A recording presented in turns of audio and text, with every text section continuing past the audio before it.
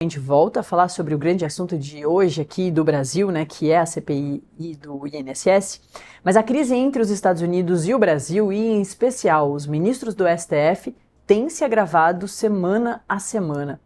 Nessa terça-feira, o ministro do Supremo Tribunal Federal, Flávio Dino, esclareceu a decisão sobre a validade das leis estrangeiras aqui no Brasil. O magistrado ainda mandou um recado ao dizer que, diferentemente de outros países, o Brasil jamais se afastou do diálogo. A referência é vista como provocação aos Estados Unidos em relação à aplicação da Lei Magnitsky contra o ministro Alexandre de Moraes. Na segunda-feira, Dino proibiu restrições decorrentes de atos unilaterais estrangeiros por parte de empresas ou outros órgãos que operam no Brasil, reforçando que apenas o judiciário brasileiro tem competência para validar medidas desse tipo. O magistrado não citou as sanções impostas a Moraes, mas a ação foi interpretada como um recado indireto ao episódio e provocou resposta do governo Trump. Houve também um alvoroço no mercado. As ações de bancos brasileiros se desvalorizaram em meio ao temor de desdobramentos da decisão de Dino. De acordo com a apuração da coluna Paulo Capelli, aqui do Metrópolis, por conta da aplicação da Lei Magnitsky adotada pelo governo de Donald Trump e pela decisão de Dino, que anulou os efeitos das determinações estrangeiras sobre a jurisdição brasileira, o Banco do Brasil divulgou nesta terça-feira uma nota à imprensa afirmando que atua em plena conformidade com a legislação nacional. Sociedade de economia mista controlada pelo governo federal, o BB, o Banco do Brasil, pode ser alcançado pelas sanções previstas na lei americana, já que mantém operações nos Estados Unidos por meio do BB Américas. Ao mesmo tempo, a instituição está sujeita à legislação brasileira e às normas emitidas pelo Banco Central. Vale recordar que os salários dos servidores públicos, de quem trabalha na esplanada dos ministérios, no Palácio do Planalto, no Poder Executivo, no Poder Legislativo e no Poder Judiciário, recebe o salário ali pelo Banco do Brasil. Por isso que teve tanta relevância uma nota dessa do Banco do Brasil, né? Inclusive o ministro Alexandre de Moraes tem o seu salário ali vinculado ao Banco do Brasil. Em meio ao impasse, as ações do Banco do Brasil recuaram 6,03%, fechando a R$ 19,80 nesta terça-feira. Vamos ler a nota? Abre aspas. O Banco do Brasil atua em plena conformidade à legislação brasileira, às normas dos mais de 20 países onde está presente e aos padrões internacionais que regem o sistema financeiro. Com mais de 80 anos de atuação no exterior, a instituição acumula sólida experiência em relações internacionais e está preparada para lidar com temas complexos e sensíveis que envolvem regulamentações globais. O banco sempre acompanha esses assuntos com atenção e conta com assessoramento jurídico especializado para garantir atuação alinhada às melhores práticas de governança, integridade e segurança financeira. O BB reforça o compromisso em oferecer soluções responsáveis, seguras e sustentáveis para todos os seus públicos de relacionamento. Fecha aspas. Eu converso agora sobre essa crise entre Estados Unidos e os ministros do Supremo Tribunal Federal com o nosso advogado constitucionalista que está sempre aqui nos acompanhando para falar sobre esses assuntos todos, que é o Valber Agra.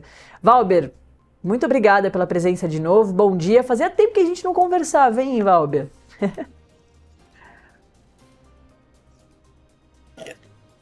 Bom dia. Bom, vamos falar sobre essa questão toda entre Estados Unidos e Brasil. Os ministros do Supremo Tribunal Federal, como é normal mesmo, enfim, de costume para ministros da Suprema Corte, são muito discretos, né? Dão poucas entrevistas, falam pouco à imprensa, pelo menos de forma oficial ou on, né? Como a gente gosta de dizer no linguajar do jornalismo, falam muito em off, enfim, nos bastidores, mas são muito discretos para fora.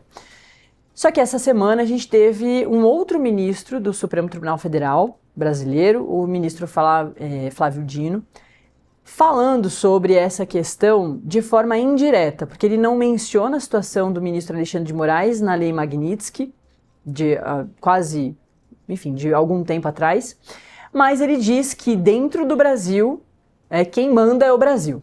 Defendeu a soberania nacional, né, de certa forma. e o governo americano não gostou nada disso.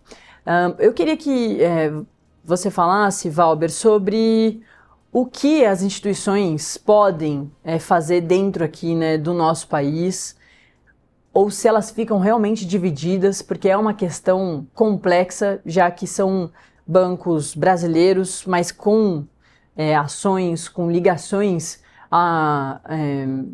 aos Estados Unidos. Como é que fica essa situação toda? Flávio Dino está certo em dizer, né, que a legislação brasileira dentro do Brasil é a que está regimentando todas as questões, ou não?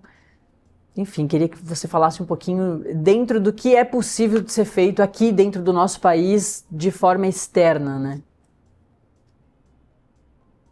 Olha, Natália, me choca, depois de tantos anos da proclamação da independência, nós termos essa discussão. Parece que o princípio da soberania, que é algo que foi cristalizado ainda no absolutismo, ainda não se espraiou nessa nossa pós-modernidade. Por que isso? Veja, nós temos uma Constituição de 1988, denominada Constituição Cidadã, que garante soberania aos órgãos estatais brasileiros. Está se discutindo hoje a aplicação de uma lei, a Magnitsky, está sendo aplicada de forma abusiva. Ela é feita, repita-se, para alguém que está perpetrando crimes, delitos contra os direitos fundamentais, os direitos humanos, o que não é o caso em nenhuma monta do Brasil. E aí, você, desviando-se da aplicação normal da lei, querer aplicar esta lei aqui, com as transações que são feitas em reais, parece uma discussão surreal, parece uma discussão absurdo, parece um romance de Camus. Então, a Constituição fala que, e isso, a sentença do ministro Dino é cristalina, que qualquer decisão judicial, qualquer lei executiva, qualquer ordem estrangeira só deve ser aplicada no Brasil quando tiver a chancela dos nossos órgãos de soberania, os seus respectivos meandros, o poder legislativo, o poder judiciário. Sem isso, como aplicar uma lei? É certo que quando você impede a transação em dólar, que é um ato, uma prerrogativa do poder norte-americano, você vai influir na legislação brasileira de forma indireta. Mas de forma direta, impedir que bancos brasileiros transacionem em real é um complexo de inferioridade total, um obscurantismo total das leis internacionais e um relego absurdo da nossa soberania, que não é uma soberania apenas jurídica. E veja, no momento geopolítico, onde nós estamos vendo molduras tanto diferentes, você aceitar os Estados Unidos como polícia monetária do mundo, sem nenhum tipo de discussão, me parece um tanto desarrazoado. Parece-me que não há nenhuma discussão inteligente nesse caso. Só mais um detalhe. Quanto a essa decisão, eu acho que essa decisão deveria ter sido colegiada, e não de forma secundária num processo, numa DPF que trata da mineração lá do caso de Mariana. Eu acho que essa decisão deveria ser colegiada, mas tomada, sim, na ação, parece-me numa ADIM do Partido dos Trabalhadores, que trata sobre a aplicação ou não da Lei Magnitsky, e releve-se mais uma vez, aplicada de forma abusiva aqui no Brasil, e se ela deve ser aplicada de forma imediata. Em dólar, tudo bem, não tem em real, impedir as transações em reais, se os bancos caem ou não. A questão do sistema financeiro é interessante. O capitalismo financeiro, principalmente o brasileiro, ele inverte, porque tradicionalmente Marx disse que é dinheiro, mercadoria, dinheiro. No Brasil, há como se fosse uma magia. Acha-se que o dinheiro gera dinheiro sem nenhum tipo de produção, sem nenhum tipo de mercadoria. Então, essa questão da Bolsa de Valores no Brasil não enche os olhos a ninguém, não. Eu acho que esse ponto que você trouxe, Valber, é sobre a manobra discreta não sei se tão discreta assim, do Dino, de aproveitar a deixa dessa questão das empresas brasileiras querendo indenizações maiores em relação ao caso da Samarco lá de Mariana, de anos atrás, para falar sobre o assunto, né? Foi uma deixa que ele utilizou para bater ali num ponto e, de certa forma, defender o ministro Alexandre de Moraes, defender a soberania nacional, que é um discurso que o governo Lula vem usando bastante, enfim, e chamou também a atenção porque é mais um ministro do Supremo falando sobre esse assunto, até que semanas depois do que já tinha sido falado, alguns ministros tinham falado sobre isso na reabertura dos trabalhos do Supremo, depois do recesso, inclusive o ministro Alexandre de Moraes, mas Barroso falou também, outros agentes ali, ou membros do Judiciário, o AGU, o Jorge Messias, enfim. A gente já tinha falado bastante sobre isso, né? Ou pelo menos o judiciário já tinha falado sobre isso. Aí passou um tempinho e o Dino trouxe essa questão de volta e ao longo dessas semanas todas a gente vê que o governo americano volta a mostrar o quanto está atento, o quanto está olhando o Brasil de forma bastante rigorosa, então suspendeu o visto da família do ministro da Saúde, Alexandre Padilha, que anos atrás, no governo Dilma Rousseff, também foi ministro da Saúde, implementou mais médicos, colocando os médicos cubanos aqui em regiões que médicos brasileiros não chegavam, e aí funcionários dele, na época lá do Ministério da Saúde, também tiveram sanções ali, né, os vistos suspensos. Então a gente percebe que os Estados Unidos têm utilizado, do jeito que eles conseguem, dispositivos para deixar muito clara a intenção dessa observação atenta e até da... não vou usar a palavra invasão, mas da interferência ou da atuação americana dentro do território brasileiro. E isso segue incomodando bastante o governo brasileiro e a gente percebe que alguns integrantes do Supremo Tribunal Federal também, né? Ô, Natália, olha, nós padecemos de um complexo de inferioridade clássico. Além desse complexo de inferioridade clássico, há um certo masoquismo em doses elevadas. Porque, veja, nós temos um déficit em relação às transações com os Estados Unidos. Os Estados Unidos nos impõem uma sanção de 50%, onde eles vendem para nós produtos industrializados e nós vendemos para eles commodities. Nós podemos comprar esses produtos industrializados da China, que venderia, então, inclusive mais barato. E a política internacional de Trump é errática. Ele ameaça e várias vezes não cumpre. Nós, no Brasil, nós não temos uma relação de nos preocuparmos em demasia. Nós podemos ter outros parceiros, mas nós nos comportamos como se fosse o final do mundo, como se fosse um demiurgo, onde nós deveríamos nos sujeitar de forma silente. A atitude do governo brasileiro é certa, ele abre-se para discussão, mas há limites. E os Estados Unidos sabem, porque se isso continuar, e veja, já 2 economistas renomados, Bloomberg e Mottes, já disse que os Estados Unidos estão numa beira da recessão.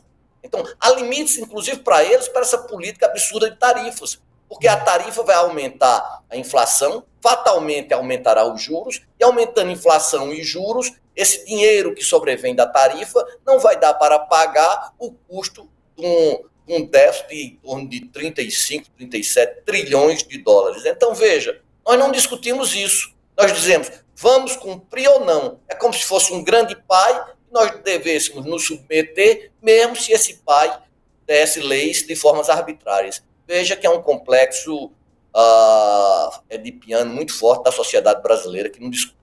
Agora, com relação à sentença, eu acho que a sentença deveria ser um processo colegiado para garantir uma maior legitimidade, onde houvesse uma causa de pedir, um pedido similar, e não, como no direito nós chamamos de obter dictum, de forma secundária, num processo que não versava sobre isso, aí é como, de forma informal, eu colocasse um jabuti onde não deveria estar.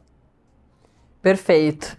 Acho que não dá para a gente deixar passar, Valber, já que a gente teve essa nova oportunidade de conversar, sobre um outro assunto que tem um pouquinho a ver com a questão da atenção dos Estados Unidos ao governo brasileiro, que é o ex-presidente Jair Bolsonaro. Afinal de contas, Trump sempre, Sempre não, faz tempo que ele não fala, inclusive, mas ele vinha falando bastante sobre o ex-presidente Jair Bolsonaro, falando que ele vive uma caça às bruxas aqui no Brasil.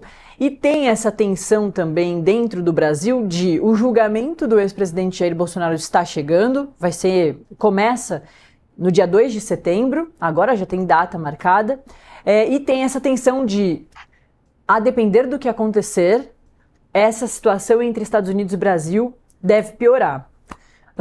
Então, acho que a gente pode falar sobre esse julgamento. Doutor, a gente ainda não tinha falado, eu e você aqui, sobre esse assunto agora com a data marcada, né?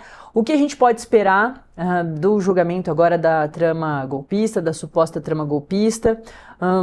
A direita bolsonarista já enxerga que a condenação é certa, e tem um entendimento de vamos esperar para saber a pena, na verdade. Que essa espera agora é apenas para saber da pena e de como será cumprida, né? Se prisão domiciliar, ele segue em prisão domiciliar por causa do inquérito do Eduardo Bolsonaro, não tem aí a ver com a trama golpista, mas que ele pode ficar, então, portanto, na prisão domiciliar, ele pode pegar uma pena maior do que esses civis que já estão sendo julgados da destruição lá da Praça dos Três Poderes, com penas de 14, 15 anos.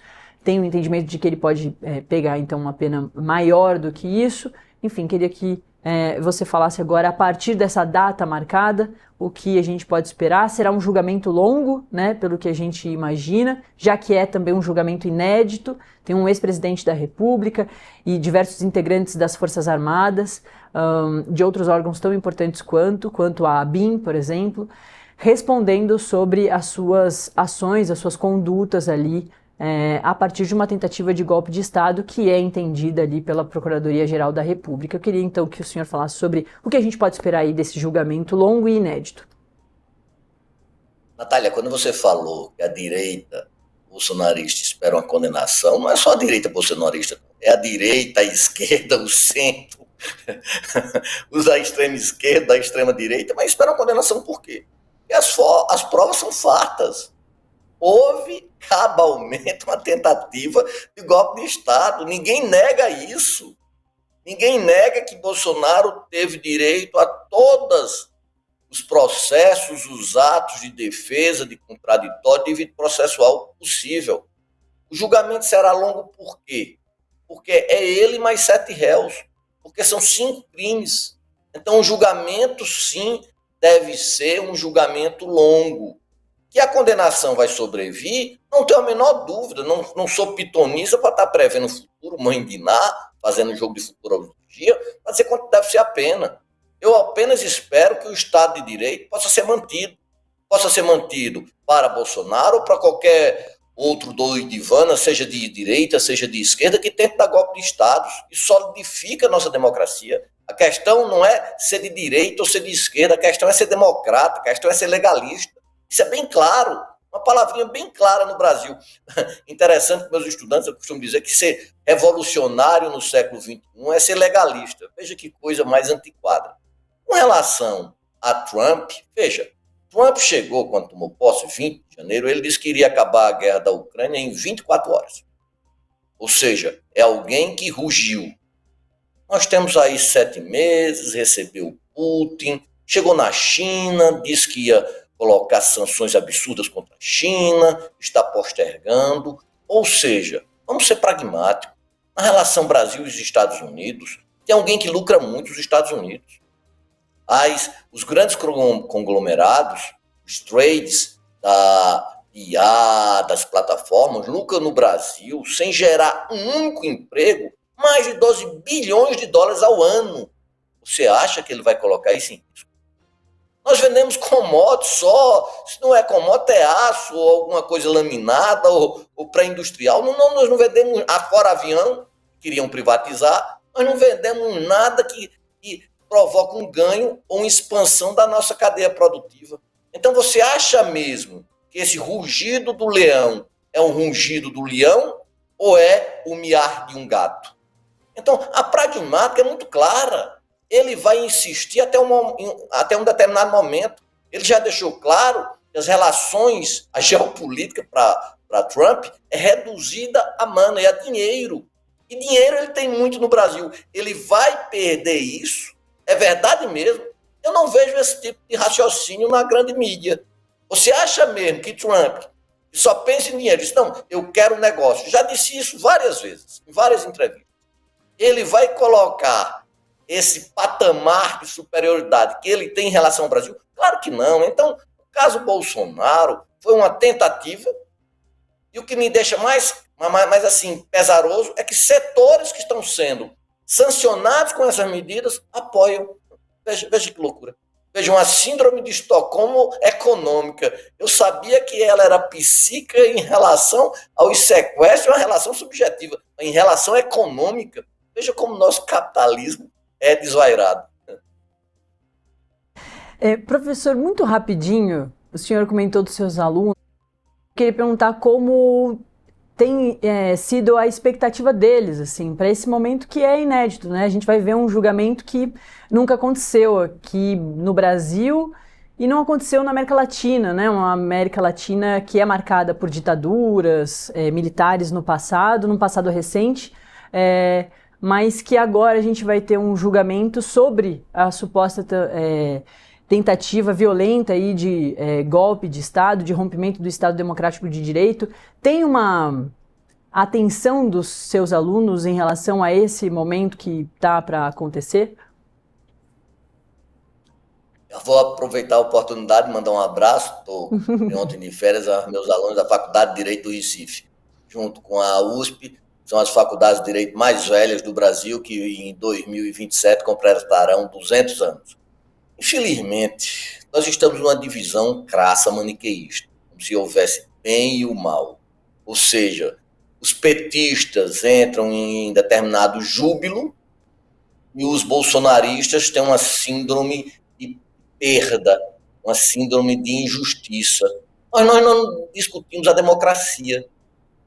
Tantas forças progressistas como a direita, nós não chegamos a um denominador comum. Nossas divergências devem ser, todas elas, solucionadas dentro das regras democráticas.